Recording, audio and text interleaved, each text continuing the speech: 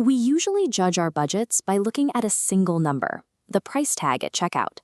But tracking the initial dollar cost completely misses what happens after a purchase enters your home. Every physical item you own levies an ongoing tax. A crowded closet slowly eats up your square footage. Trying out endless variations of hair and skincare products eats up your morning routine.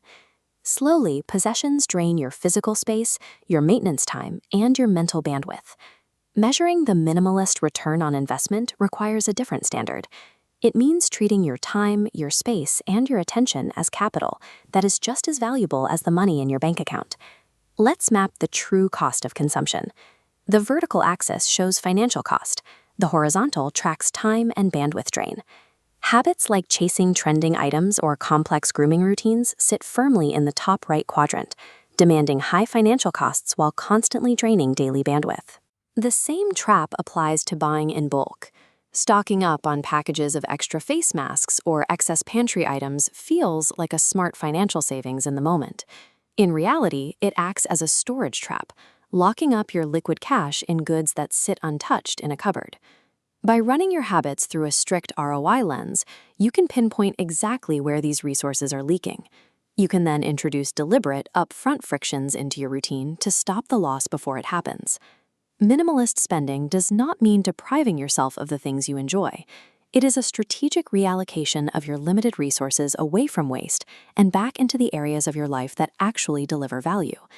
We can track the specific inputs, outcomes, and trade-offs of better spending strategies using this comparison matrix.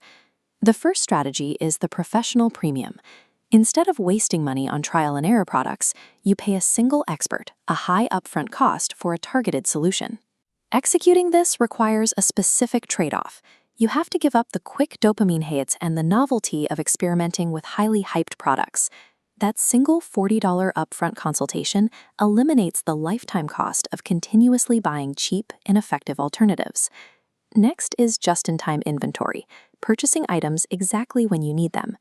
Buying 3 bottles of shampoo on sale might save you $1 per bottle, but it immediately traps your liquid cash in unused goods. By utilizing a buy-as-I-need strategy, the immediate outcome is you recover space and keep your cash liquid. The necessary trade-off is accepting the loss of that marginal per-unit discount that bulk packaging provides. This just-in-time logic also solves the problem of hypothetical event clothing. Buying an outfit for a dinner party that might happen next year ensures your capital rots in a wardrobe with the tag still attached. Buying an outfit on a Tuesday for an event on a Friday guarantees utility. Paying a slight per-unit premium or a one-time expert fee keeps your capital fluid. It yields a massively higher ROI than treating your home like a warehouse for your purchasing mistakes. Optimizing physical goods handles the back end of consumption, but modern spending is designed around psychological ease. One-click checkouts remove every natural barrier between your wallet and a retailer. To counter this, introduce artificial friction. The most effective method is the 48-hour rule for online checkouts. When you find an item you want, you leave it in the cart and mandate a strict 2-day waiting period before completing the purchase. This waiting period forces your brain to cool off. It verifies whether your desire for the item is genuine and enduring, or if you were simply reacting to a targeted advertisement. You can apply this exact same filter to media. Instead of buying stacks of unread books, consume a digital summary or a free article first. If the concepts hold your attention, buy the full physical copy. The trade-off is that this requires active discipline. You have to willingly sacrifice the immediate gratification of a midnight impulse buy. When executed correctly, artificial friction acts as an essential firewall. It protects your capital from unverified impulses, letting only the highest value items through. Beyond everyday consumer habits, the largest drains on your resources come from major structural lifestyle costs. Housing, food, and transportation dominate the average budget. Liquidating a major asset, specifically giving up car ownership to rely entirely on public transit or rideshare apps, attacks one of these core pillars directly. Selling a vehicle eliminates the car payment, but the true capital recapture comes from cutting the hidden carrying costs: monthly car insurance, fluctuating fuel prices, ongoing maintenance, and rapid depreciation. The same aggressive strategy applies to high-maintenance personal routines. Halting multi-hour salon appointments for hair, nails, or lashes strips a massive recurring fixed cost out of your monthly ledger. These cuts provide a return centered on the recapture of high-value time. You can redirect the hours previously spent sitting in a salon chair toward income-generating work or actual rest. But these choices carry the most severe trade-off. You are accepting a drastic, permanent loss of on-demand convenience. You lose the ability to drive anywhere at a moment's notice. Going back to our matrix, plotting these macro-level structural cuts reveals a simple equation. You trade convenience for massive capital recapture. However, liquidating transit assets is highly situational. It is an extremely viable strategy for a childless professional living in a dense, walkable city with a reliable rail network. For parents managing school drop-offs or professionals living in the suburbs, giving up a car is disastrous.